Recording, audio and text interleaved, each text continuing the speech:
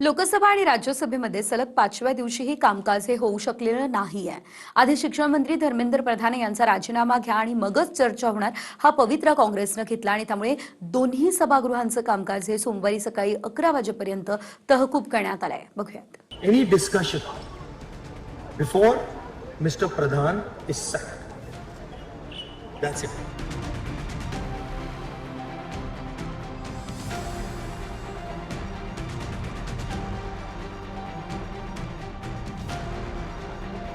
आधी शिक्षण मंत्री धर्मेंद्र प्रधानांचा राजीनामा, नंतरच संसदेत चर्चा या भूमिकेवर काँग्रेस ठाम आहे। सरकारसोबत चर्चेची कोंडी कॉकरोच जनता पार्टीने फोडली आणि या चर्चेला सुरुवात झाली।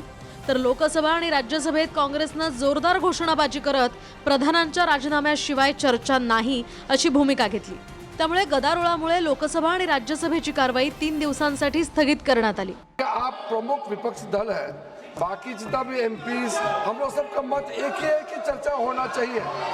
तो नीट एग्जाम पे प्रधानमंत्री जी ने देश को आश्वासन दिया और जो प्रमुख एक्टिविस्ट जिन्होंने भूख हड़ताल किया, सोनम वांगचुक जी ने भी अपना अनशन तोड़ा है और चर्चा के लिए उन्होंने भी मांग किया है। तो फिर देश के सामने में अब हम चर्चा नहीं करके बहाना बनाएंगे तो ये अच्छा संदेश नहीं जाएगा। आप कंडीशन मत डालिए, हम चर्चा शुरू कर सकते हैं आज भी। मगर मैं क्लियरली कहना चाहता हूँ जो ऑपोजिशन का स्टांस है, 3 मांगे हैं स्टूडेंट्स की। पहली मांग, corrupt education minister has to go. Second, जिन लोगों ने स्टूडेंट्स पे आक्रमण किया, मारा, उन पर एक्शन, अकाउंटेबिलिटी। और third, that prime minister should apologise to the students. These are the 3 conditions. We are not going to have any conversation, any discussion before Mr. Pradhan is sacked. लोकसभेत सलग 5व्या दिवशीही विरोधक आक्रमक झाले होते। त्यामुळे आतापर्यंत एकही दिवस संसदेचं कामकाज चाललेलं नाही। इस सदन को चलाने में सहयोग करें, सदन में गतिरोध पैदा न करें। संसदेच्या परिसरात सुद्धा पुन्हा एकदा विरोधी पक्षाच्या खासदारांनी शिक्षण मंत्री धर्मेंद्र प्रधान आणि पंतप्रधान मोदींच्या विरोधात घोषणाबाजी केली।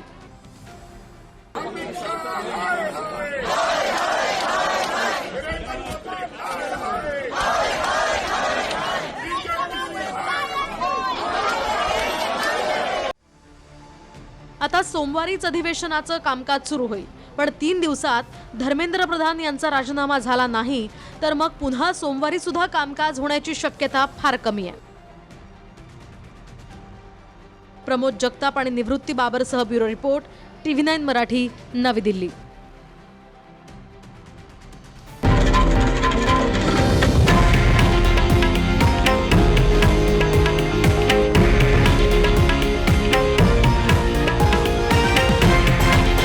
हे आहे देशातील नंबर 1 न्यूज नेटवर्क आणि आपण पाहत आहात TV9 मराठी, एकमेव।